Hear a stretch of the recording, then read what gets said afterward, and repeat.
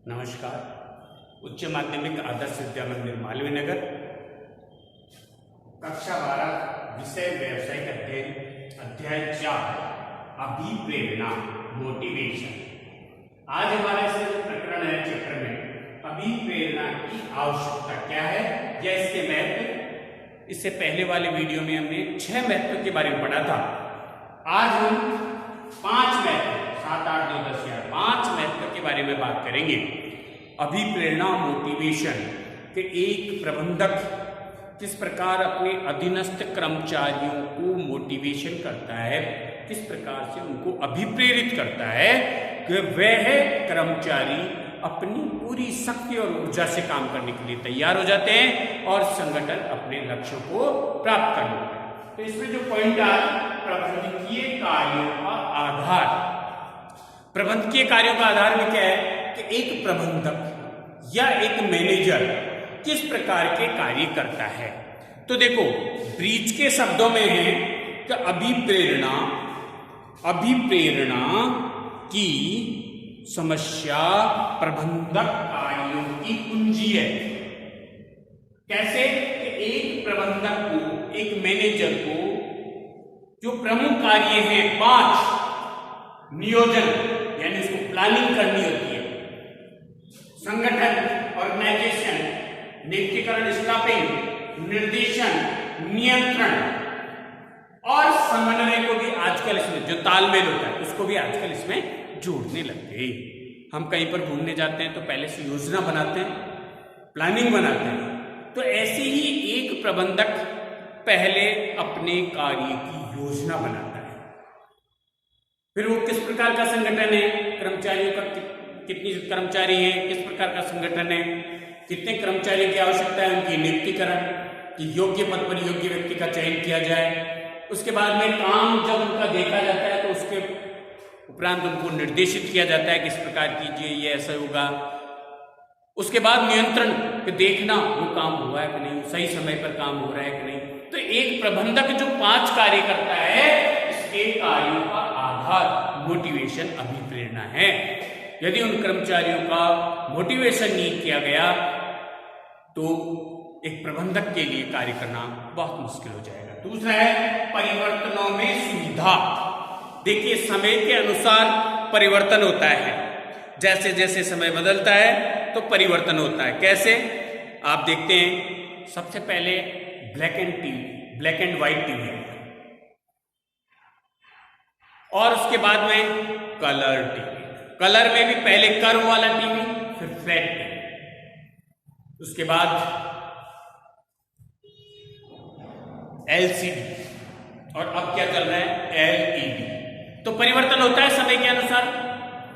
तो इन उद्योग धंधों में भी, संगठनों में भी समय के अनुसार परिवर्तन होता है, लेकिन कर्मचारी की क्या आदत होती है, उस परिवर्तन का विरोध करते हैं, उनको काम करने में बड़ा जोर आता है। दूसरा उदाहरण लीजिए, बैंक। आपके पहले जितने भी बैंक थे, इनमें सारा कार्य हाथ से होता था। जैसे आप गए पैसे लेने तो आपके अकाउंट में लिखा जाता था, इतने पैसे दिए, इतना बैलेंस बचा, और पासबुक में भी एंट्री कर दी जाती थी। उसमें समय लगता था। लेकिन जैसे ही इंटरनेट और कंप्यूटर आया, लोगों ने विरोध करना शुरू कर दिया। कोई रिटायरमेंट करने वाला है, किसी के 2 साल है, किसी के साल भर है, किसी के 5 साल है, 4 साल है, तो अब इस उम्र में कंप्यूटर सीखेंगे।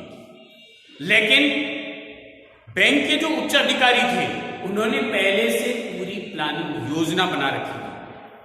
उनको पता था कर्मचारी विरोध करेंगे, इसलिए उन्होंने क्या किया, कर्मचारियों को मोटिवेशन किया, कहा आपको कोई जरूरत नहीं सीखने की, आप जैसे काम कर रहे हैं वैसे करिए। लेकिन उन्होंने क्या किया कि बैंक के स्टाफ को 2-3 भागों में विभाजित कर दिया। कुछ लोगों को ट्रेनिंग के लिए भेज दिया, कुछ लोग काम करते रहे, उनको ट्रेनिंग दी। उसके बाद आने के बाद भी उनको कहा कुछ काम आप इस पे कीजिए, कुछ आप हाथ से लिखिए, हाथ से जो काम कर रहे हैं वो करते रहिए।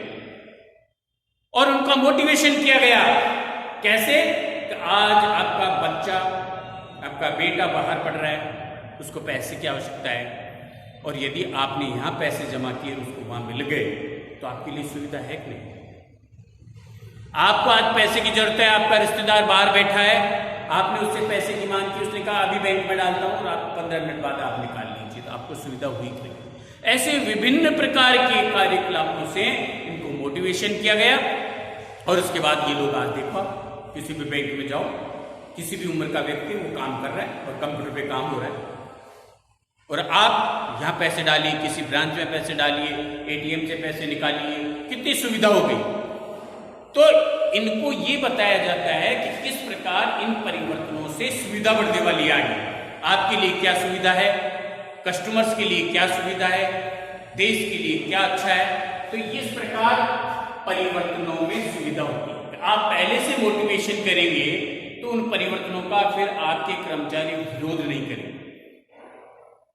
तो ये अभिप्रेरणा का महत्व है कि हम यदि कोई परिवर्तन करना चाहते हैं तो अभिप्रेरणा के माध्यम से हम उनका मोटिवेशन कर सकते हैं। समूह भावना का विकास, देखिए समूह भावना का विकास, एक समूह में काम करने से संगठन आगे बढ़ता है। जैसे एक छोटा सा उदाहरण ले सकते हैं, क्रिकेट की टीम 11 खिलाड़ी है, एक दो खिलाड़ियों के ऊपर काम नहीं चल सकता, पूरे 11 खिलाड़ी टीम भावना से काम करेंगे तो टीम जीतेगी। कबड्डी की टीम है, 7 खिलाड़ी हैं, एक खिलाड़ी चाहे कि मैं जिता दूं टीम को तो नहीं, लेकिन 7 खिलाड़ी मिलकर यदि प्रयास करेंगे तो जीत सकते। ऐसे किसी संगठन में काम करने वाले कर्मचारी यदि समूह भावना से काम करेंगे तो उस संगठन के लक्ष्य प्राप्त कर लेंगे, लेकिन 2-4 कर्मचारियों के भरोसे संगठन के लक्ष्य प्राप्त नहीं हो सकते।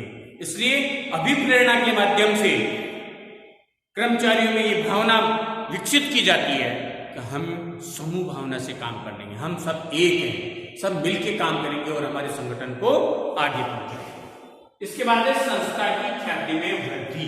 तो देखिए आप भी जानते हैं कि जिस संस्था में कर्मचारी को अच्छी सुविधाएं मिलती हैं, जिस संस्था में कर्मचारी संतुष्ट हैं, जिस संस्था में कर्मचारियों का मनोबल बढ़ता हुआ दिखाई देता है, सभी जगह उस संस्था की गुडविल बन जाती है, ख्याति बन जाती है, वो संस्था फेमस हो जाती है और सब लोग उस संस्था में काम करना चाहते हैं। क्यों?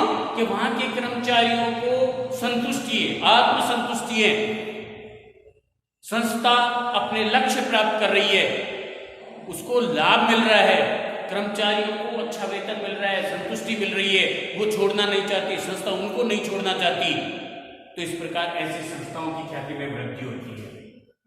व्यावहारिक प्रबंध की कुंजी, अभिप्रेरणा है तो EFL ब्रीच ने अभिप्रेरणा व्यवहारिक प्रबंध की एक कुंजी तथा निष्पादित रूप में प्रबंध का महत्वपूर्ण कार्य है। क्यों? कि प्रबंधकीय कार्यों को करने के लिए अभिप्रेरणा की क्रियाविधि आवश्यक है, जब ही एक प्रबंधक काम कर सकता है। अभिप्रेरणा के अभाव में प्रबंधक अपने लक्ष्य को प्राप्त नहीं कर सकता। तो ये हमने अभिप्रेरणा की आवश्यकता या लक्ष्य ये पढ़े। अब अगले वीडियो में हम इसकी तकनीक पढ़ेंगे। धन्यवाद।